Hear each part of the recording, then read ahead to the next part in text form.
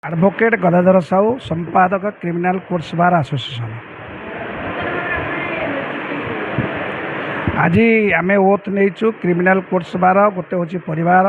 ଏ ପରିବାରରେ ମୁଁ ଜଣେ ସଦସ୍ୟ, ତେଣୁ ଏ ସଦସ୍ୟ ହିସାବରେ ମୋର ମଧ୍ୟ ଗୁରୁ ଦାୟିତ୍ୱ ସେମାନେ ଅର୍ପଣ କରିଛନ୍ତି।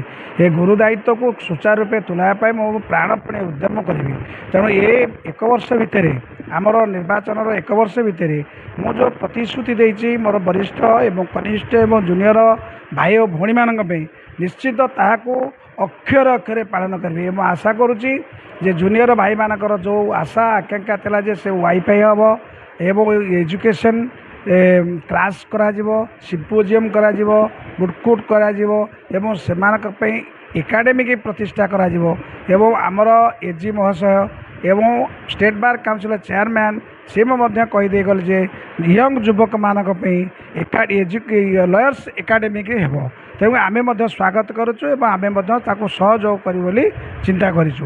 ଏତଦ୍ ବ୍ୟତୀତ ଆମେ ଏ ବର୍ଷ ଭିତରେ ଚିନ୍ତା CCMB ଯେଉଁ 4ଟି ବାର୍କୁ ନେଇକି ୱେଲଫେୟାର ଫଣ୍ଡ ଗଠନ କରିଛୁ, ସେ ୱେଲଫେୟାର ଫଣ୍ଡରେ ଯେଉଁମାନେ ଅସୁସ୍ଥ ହେବେ ବା ଯେଉଁମାନେ ଆକ୍ସିଡେଣ୍ଟ ହେବେ କିମ୍ବା ମୃତ୍ୟୁବରଣ କରିବେ ତାଙ୍କୁ 50,000ରୁ ଉର୍ଦ୍ଧ୍ୱ ଟଙ୍କା ଆମେ ସହାୟତା ଦେବୁ ବୋଲି ମଧ୍ୟ ଚିନ୍ତା କରିଛୁ ବା ଦେବୁ ମଧ୍ୟ।